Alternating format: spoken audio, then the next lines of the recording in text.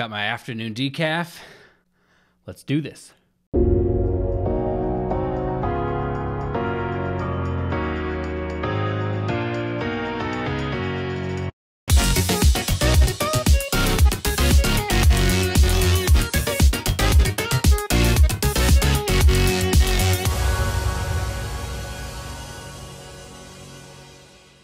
What's up, everybody? Welcome back to another video. I'm Ryan Beach, and on today's video, we are going to be talking about mock auditions. In my podcast, That's Not Spit, It's Condensation, I've interviewed over 20 people about winning auditions and what went into it and what was their process, and virtually every single one of them talked about the inclusion of mock auditions as part of their recipe for success. In my own coaching, I've been able to coach a handful of people through audition preparation and things like that, kind of what goes into it. And I definitely include mock auditions in my own preparation, and we talk about when to include them, how to do it, and all those kinds of things. One of the problems I've run into when talking about mock auditions is figuring out what exactly a mock audition even is. How many excerpts should I play? Should I record it? Should I play for others? How many mock auditions should I do in my preparation? There's a lot of sort of questions involved, and I hope to be able to help with those questions in this video. We're going to be covering three aspects of mock auditions that I think are important to cover. First, what are mock auditions and why are they important? Second, how should we go about doing them? And third, how should we implement them strategically into our audition preparation? Let's get into the video.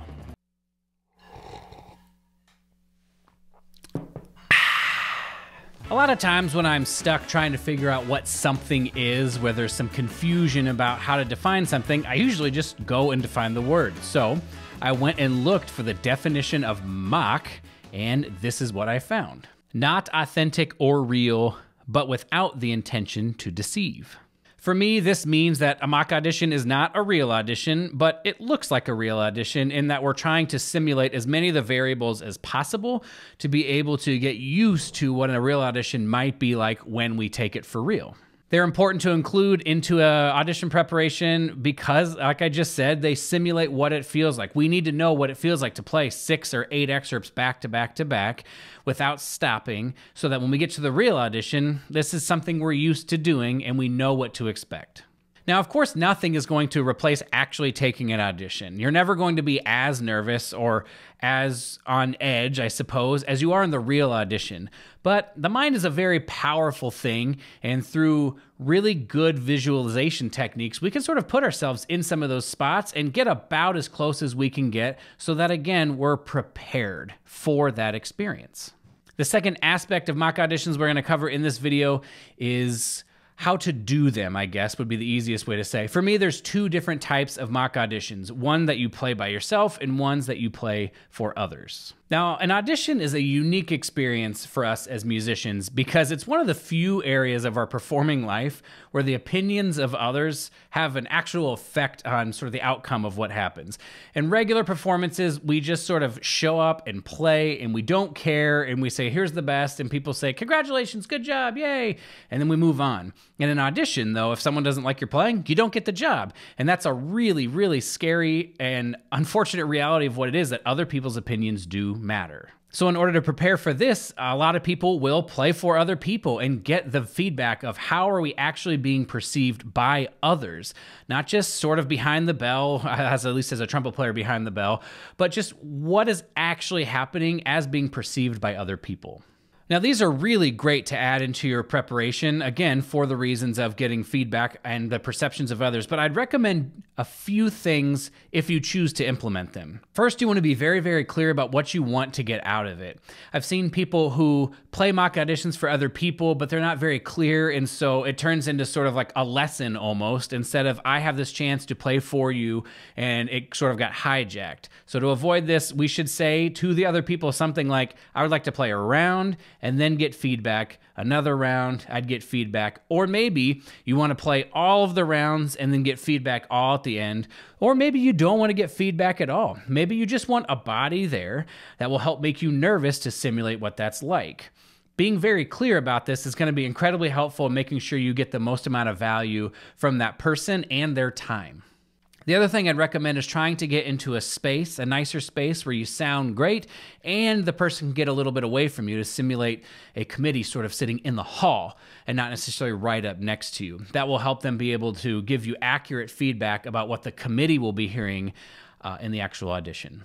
While the opinions of others do indeed matter in our auditions, we're still going to need to put forth our best and most confident product in order to get them on board with what we're doing in the first place. In order to build confidence in our own version of playing a mock audition and how we sound, I think this is where the other type is valuable, where we play for a recorder by ourselves and we listen back.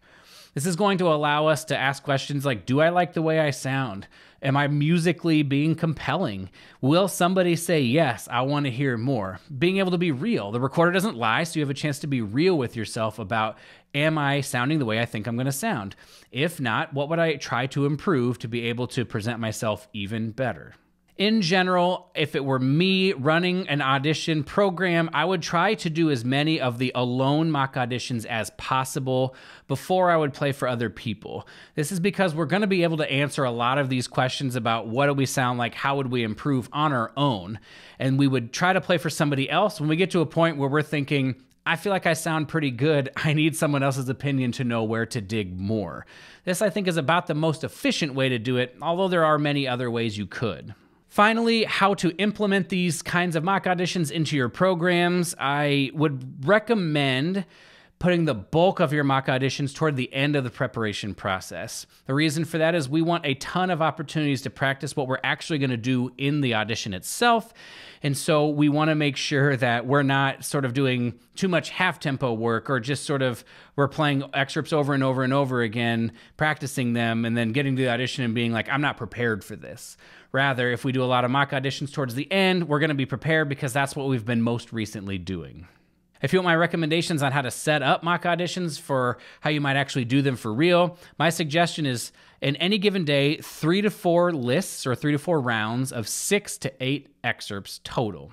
I'd recommend putting maybe 5 to 10 minutes in between rounds so you sort of can sufficiently almost warm down so you have the chance to re-warm up, figure out what that is like.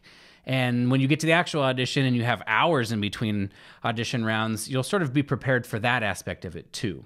I think one of the most valuable things to get out of these mock auditions as well is what do I need to do to be prepared to play my best? How do I need to warm up? How long do I need to warm up? How do I need to play these excerpts to be able to play them my best? Do I need to play them slowly? Do I need to just sort of start each one of them? Do I need to play the very first excerpt in the list straight through and feel good? Being able to answer that question for yourself is going to give you as much confidence as anything else that when you get to the actual audition, you're going to know exactly how to go about your time there to maximize your time in the warm-up room and then be able to have the confidence of playing your best on stage. Having that confidence will mean you're going to have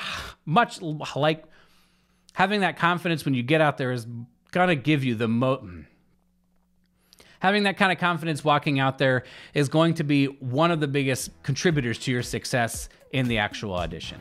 All right, everybody, that's going to be all for this video. If you enjoyed the video, please give it a like and please consider subscribing to get more content like this.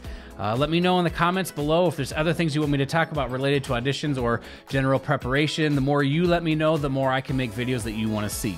If you have questions about audition preparation or just organization in general, I'm going to leave a link down below for a free 30-minute call where we can chat about this. This is what I do as a coach. I help people learn better processes and more effective and efficient processes for being able to practice efficiently. And so if this is something you want to do, you want to work together to level up your practice, sign up for one of those and let's chat. Thanks so much for watching the video. Always remember, stay strong, be kind to yourself, never stop growing, and we'll see you in the next video.